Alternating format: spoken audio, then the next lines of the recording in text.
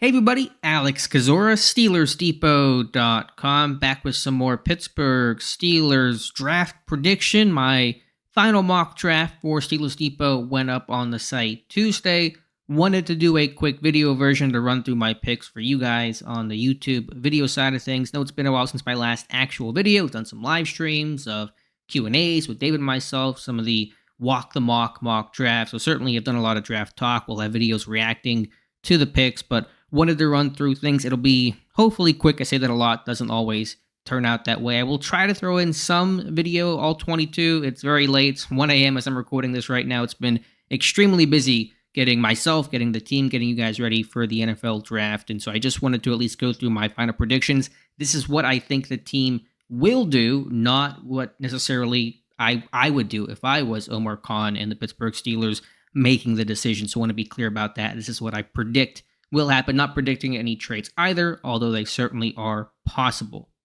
Before we start, if you guys could like this video, subscribe to the channel, check out the site, SteelersDepot.com. Would really appreciate that. Got a ton of draft content on tap for you guys, not only pre-draft with our final mock drafts, final thoughts. I did a full 7-round mock draft for the entire NFL, picks 1 through 257.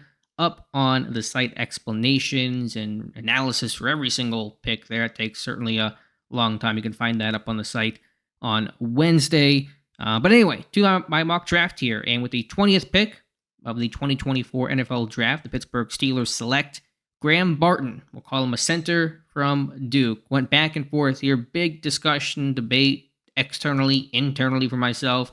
Is it tackle or is it going to be a center? End of the day,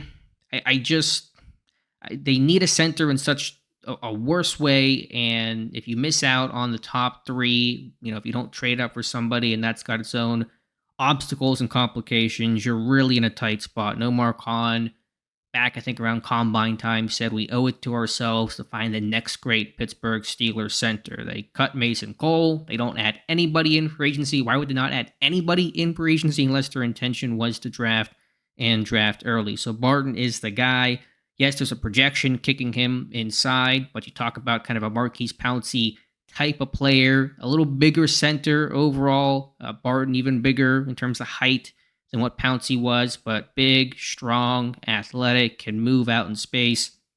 I think Pittsburgh will see the similarities there. Yes, this will break the Tomlin and GM Colbert Khan pro day streak of being at those pro days, which has happened every year for every first-round pick since 2010. But with Tomlin and Khan only attending 4 pro days this year, their lowest number since we've been tracking it, beginning in 2017 by far. This is the year for the exception. Of course, Barton coming in for the pre-draft visit was really important. He's smart, and so that will help ease the transition back inside. You would talk about centers and football IQ, making line calls. That's critical. Barton, a Duke guy, I think will be able to handle that better than others. He, of course, played center his freshman year. It's been a while, not a ton of starts, but there is experience there. It is not brand new, and he's been working and repping at center throughout the pre-draft process. I wish he would have been healthy to work at the Senior Bowl and get those center reps. I think it was a shoulder injury that he had late in his Duke career that rendered him unable to play, but I think still, Arthur Smith at that pro day, and then he comes in for a visit. I think they're going to take the chance in the sense, but I think there's enough projection there to be comfortable with him inside. No guarantees, of course, but I think he's got more athleticism. I know he has more athleticism than a Zach Frazier, despite being less experienced, and even more athleticism than Jackson Powers Johnson, which I just don't see as the best fit for the kind of wide zone base run game that Pittsburgh will deploy under Arthur Smith. Just quickly, if it is a tackle, could see Amarius Mims. That's certainly as popular as any name right now. I think Talise Fuaga from Oregon State could be in the mix as well. I just think about the lack of length. It's typically not what Pittsburgh's been tracking for, but it makes sense from the athleticism, the energy standpoint. I think there's some fits for the Arthur Smith system. I don't even rule out Frazier. And if a corner falls, Terry and Arnold, and you hear the trade rumor about Quinyon Mitchell, but those are all sidebars. Barton is my pick. In the second round, I have the Steelers taking wide receiver Ricky Pearsall. I'm pretty confident Pittsburgh, again, barring trades, will draft a receiver right around here. I think at this spot it's the most likely position, but potentially with that first third round pick at 84. The question is who? And I think Pittsburgh ideally wants a bigger, physical, yak type of receiver. And that's not quite Pearsall, but I struggle to find a name who can play on the outside that Pittsburgh has shown, at least moderate interest in. And I just couldn't get that guy to fit. Pearsall certainly is capable in his own right. They call him Slick Rick for his smoothness, his route running. It'll be a bit more Deontay Johnson-like than I think maybe what they're shooting for, which is the Mike Williams type, where it's big and jump ball and there's yak opportunities off of play action and glance routes.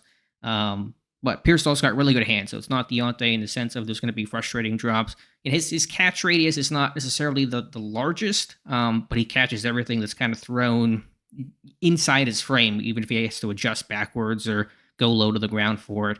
He's fluid and smooth and productive, a little thinner frame, but I think he can add some weight, and he's played on the outside. I was considering very heavily Roman Wilson from Michigan, who I think they like a lot, but he just has played so much in the slot and not as much on the outside, and is smaller framed than Pearsall overall. Malachi Corley makes sense too, but he's just unrefined and has played in the slot as well. Not really an outside guy with a very limited route tree and manufactured touches, but Pearsall to me, I think receiver will be the pick.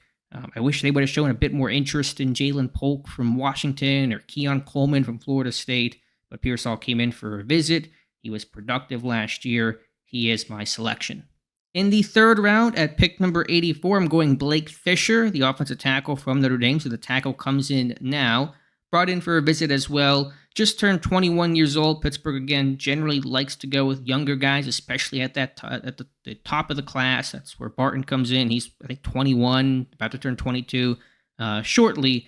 But Fisher just turned 21. Right tackle for the Fighting Irish, big-time recruit coming out of high school. He's, I think, unrefined, has to work on his technique, his punch, but he's got size. He can down block, and came in for a visit. So there's interest there. I think when you hear about Omar Khan speak, he talks about Broderick Jones' desire to move him over to left tackle, and I wholeheartedly agree. But Khan had said eventually move him over. It does not mean it will happen right now. It could, of course, if they take a tackle in the first round. But Fisher, I think, is a guy that takes a year to develop and then becomes a starting right tackle, ideally in 2025, which then will push Broderick Jones over to left tackle. So that's my thought on Fisher in the third round. With the Steelers' other third-round pick at number 98 overall, they have them taking Cedric Gray, the inside linebacker from North Carolina. I am pretty confident, not about a lot in this draft. I think I have much less confidence in terms of what I think Pittsburgh will do positionally and specifically in terms of players this year. I'm less confident this year than I was last year, but I'm pretty confident they will take an inside linebacker in that mid-round area, either 98 in the third round or 119 in the fourth round, somewhere in that range. They've shown so much interest in the position. Linebackers coach Aaron Curry went to 3 pro days, which was tied for the most of any positional coach, tied with Pat Meyer, the O-line coach. Curry went to Kentucky, Ohio State, and North Carolina, where we, of course, saw Cedric Gray. They brought in Kalike Hudson for a visit. He did not sign, went to the Saints, but there wasn't, I assume, an attempt to sign him. The uncertainty about Cole Holcomb's future, just general depth of the position, considering how hurt they were by injuries last year. Landon Roberts, a free agent after 2024. Yes, they signed Patrick Queen. That is certainly a big move, but I think they still want to add. And so I go Gray. Could be one of the other, guys that Curry looked at. Wallace from Kentucky, the Ohio State linebackers, Eichenberg and Chambers. But to me, Gray, he's got some size. He tested well, and he created splash plays. Tackles for loss, sacks, interception, just kind of the splash Pittsburgh looked for and got from that room in 2023 before everyone got hurt. So I'm going Gray here to round out day 2.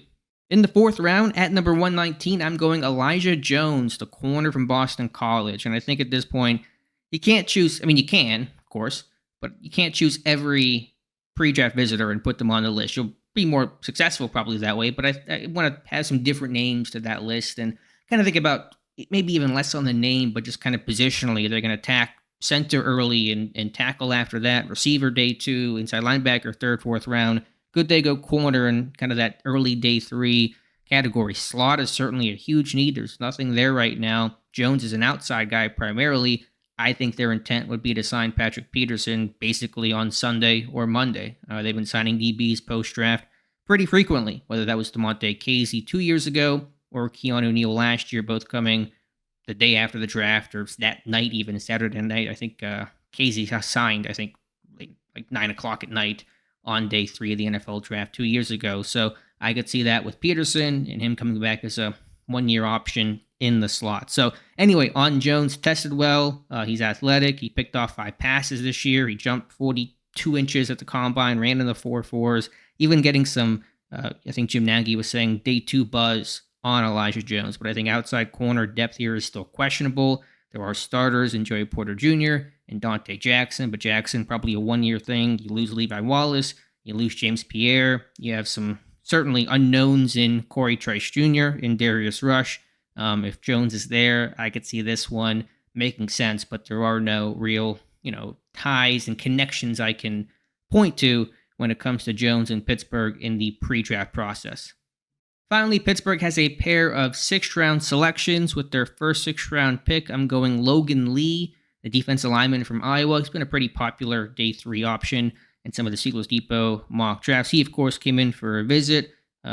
He's got this awkward body type that reminds me of Loudermilk, where he comes in listed 6'5", 280 with 32 and I think a 1/4 inch arms. And Loudermilk was kind of a similar type, tall, a little lighter. Loudermilk dropped weight for some reason coming out of Wisconsin. He bulked up and lacking great arm length, but you've seen this team bring in Braden Fisk, who has 31-something inch arms. And they signed Dean Lowry, who's very under length, you could say. So maybe it matters a little bit less than it used to, and you have to kind of sacrifice some things, and they'll take kind of the overall frame and a lack of length and kind of work with that. But Lee, he's high effort, decently productive at Iowa, tested reasonably well, and again, coming in for a visit. Could see D-line earlier. I certainly would support that, whether that's, Mason Smith, but there seem to be so many teams vying for him, and Carl Dunbar attended only 1 pro day this year. They brought in a handful of day 3 guys when it comes to the D-line, which tells me there's a chance they will wait until late in the draft to address it. And finally, with the team's other 6th-round pick at 198, the final selection in the 2024 Steelers draft as things currently stand, going Mark Perry, the safety from TCU. Again, kind of really out of left field. What my standpoint when it comes to the last pick was, and Omar Khan's first draft last year, in the 7th round with their pair of 7s they took Corey Trice Jr. and Spencer Anderson. And those were guys who were pretty young, athletic. You look at their RAS scores. They were really good overall, and they had some versatility. And so that was really my focus here, of just trying to find somebody, new position, that was pretty young, tested well, and has some versatility. And so I land on Perry. He played all over TCU's defense. He transferred from, I think it was Colorado, where he had 3 picks in his final year there. Did not pick off a pass in his 2 years at TCU. But he played in the slot, in the box, free safety. He's, I think, 22 years old. He tested well. He's athletic. And so there's some size to him as well, not a small guy. And so I know they signed Deshaun Elliott, but can they get younger, more athletic? Elliott is not, the greatest safety in the world, obviously. DeMonte Casey is older. Last year of his contract, special teams help. Perry can do that as well. So that was my premise. Again, just a total out of left field. I could have pulled somebody off the pre-draft visit list and been probably more likely to be right, but I wanted to talk about the idea of the late round athletic pick.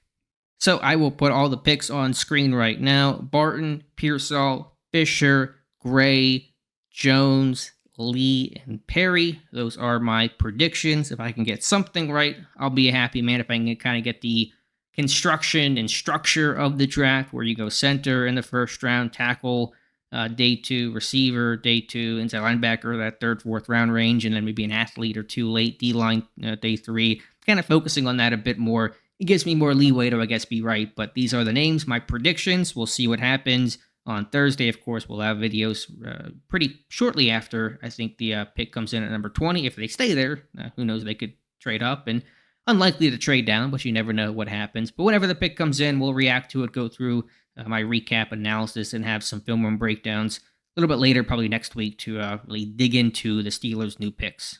So let me know your thoughts in the comments below. Appreciate you guys so much for watching. Again, please like this video. Please subscribe to the channel And check out the site SteelersDepot.com. Congrats to our team. We produced over 300 scouting reports going into the draft. So hopefully we'll have a report on every single Pittsburgh Steelers prospect. We've never done that many reports on a single year before. So our team did a fantastic job. And again, ton of pre-draft content for you guys to check out. And obviously we'll have a boatload of post-draft content and mid-draft content as well. So thank you guys so much for watching, listening. Let me know your thoughts. Drop your mock draft in the comments below, and we'll talk to you soon.